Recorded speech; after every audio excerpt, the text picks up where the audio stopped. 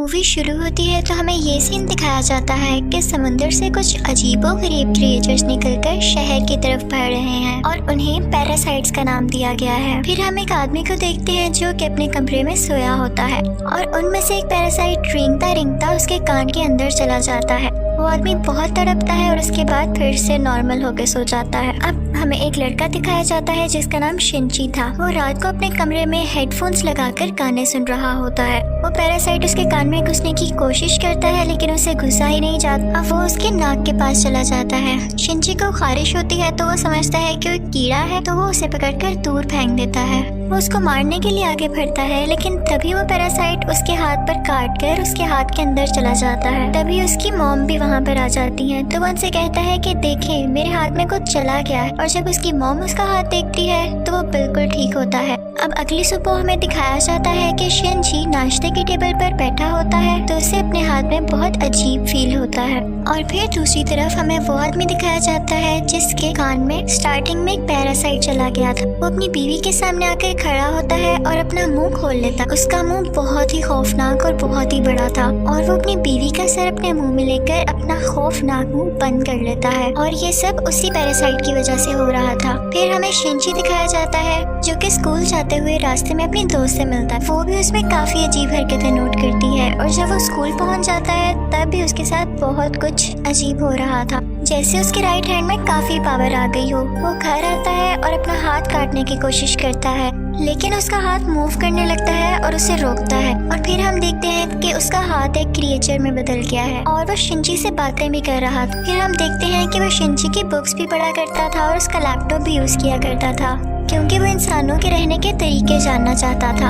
जब इसने शिंची की बॉडी में घुसने की कोशिश की थी तो शिंची ने इसे आगे जाने से रोक लिया था, इसलिए अब ये सिर्फ राइट हैंड में था और उसी हाथ को कंट्रोल कर रहा था। ये अपना नाम मिकी बताता है और कहता है कि तुम मुझे कभी मत काट क्योंकि मैं तुम्हें कुछ नहीं कहूँगा, तुम मेरे होस्ट जो हो। अब हम देखते हैं कि शिंची और मिकी में दोस्ती होने लगी थी लेकिन बाकी सब लोग जिनको पैरासाइट्स ने इन्फेक्ट किया था वो पूरे शहर में बहुत तबाही मचा रहे थे और इंसानों को मारकर खा रहे थे। दूसरी तरफ मिकी शिंची को खींचकर एक रेस्टोरेंट की तरफ ले जाता है। वहाँ पर भी बहुत सारे इन्फेक्टेड लोग यानी पैरासाइट्स इंसानों का गोश्त खा रहे थे। वो शिंची को देखते हैं तो उन्हें लगता है कि ये भी इन्फेक्टेड है और उससे भी वो गोश्त देते हैं। लेकिन जब उन्हें पता चलता है कि ये पूरी तरह से तो इन्फेक्ट नहीं हुआ बल्कि ये अभी भी इंसान है तो वो उसे ही मारने के लिए आगे बढ़ते हैं। लेकिन मिकी उनको आगे से मारता है और शिंची की जान बचा लेता है क्योंकि अगर शिंची मर जाता तो वो खुद भी मर जाता और ये उसने अपने फायदे के लिए किया था। अब न्यूज़ आती है कि शहर के लोग मारे जा रहे हैं और किसी को कुछ समझ नहीं आ रहा कि इन्हें मारने वाला है कौन क्योंकि पैरासाइट्स अपना ये काम बहुत होशियारी और छुप के कर रहे थे। शिंची मिकी से कहता है कि तुम अपने साथी पैरासाइट्स को क्यों नहीं कहते कि इंसानों को मत खाएं। तो मिकी उससे कहता है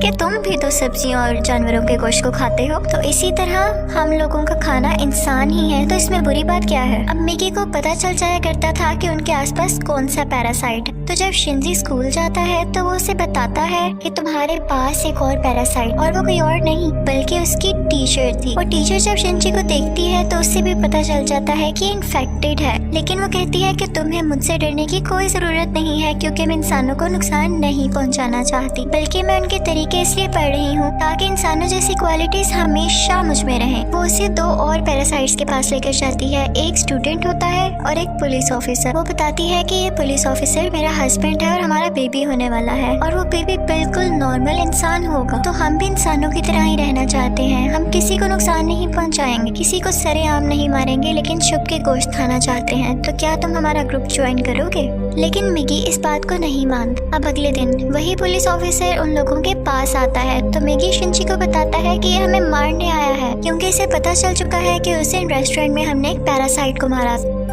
और इसी के साथ वो पुलिस ऑफिसर इन पर अटैक कर देता है। अब मिकी और शिंची भी बहुत लड़ते हैं और इसको फाइनली मार देते हैं। जब शिंची घर आता है तो उसे बहुत बुरा लग रहा कि उसने एक मर्डर कर दिया लेकिन दूसरी तरफ हम देखते हैं कि पुलिस ऑफिसर की बॉडी से वो पैरासाइट निकलकर किसी और की बॉडी में चला जाता है और ये कोई और नहीं बल्कि शिंची की माँ थी और वो शिंची को मारने के लिए उसकी तरफ बढ़ रही थी। मिकी शिंची को बताता है कि तुम्हें मारना चाहती है तो शिंची उसे कहता है कि खबरदार तुमने मेरी माँ को कुछ कहा क्योंकि वो अपनी माँ से बहुत मोहब्बत करता था और वो नहीं चाहता था कि उसकी माँ मरे। लेकिन देखते ही देखते उसकी माँ का सर भी बाकी पैरासाइट्स की तरह खुलने लगता है और वो शिंजी पर अटैक कर देती है। उसका बहुत खून जाया होता है, वो मरने के करीब होता है। लेकिन अगली सुबह हम देखते हैं कि वो दोबारा से उठ खड़ा हुआ है। तो मिगी उसे बताता है कि तुम बहुत जख्मी हो गए थे, लेकिन मैंने अपने सेल से तुम्हारे जख्म को ठीक कर दिया। लेकिन यहाँ बुरी बात ये थी कि अब शिंजी की बॉडी में मिगी के सेल्स चले गए थे और अब वो पूरी तरह इन्फेक्ट हो रहा था। अब शिंजी अपनी माँ को ढूंढने लगता है, लेकिन वो कहीं पर नहीं मिलती। तो वो टीचर के पास जाता है और पुलिस ऑफिसर के बारे में पूछता है, लेकिन वो टीचर भी उसे कुछ नहीं बताती। मिगी उसे बताता है कि अब दिन में मुझे भी 4 घंटे सोने की जरूरत पड़ेगी और उस वक्त मैं तुम्हें बचा नहीं सकूंगा, तुम्हें अकेले ही लड़ना होगा। लेकिन क्योंकि मिगी के सेल्स भी अब उसकी बॉडी में थे, तो उसके अंदर मिगी की क्वालिटीज भी आने लगी। खैर, फिर हम देखते हैं कि वही स्टूडेंट जो टीचर ने दिखाया था, जो कि अब पैरासाइट बन चुका था, वो भी शिंजी के स्कूल में ही एडमिशन ले लेता है।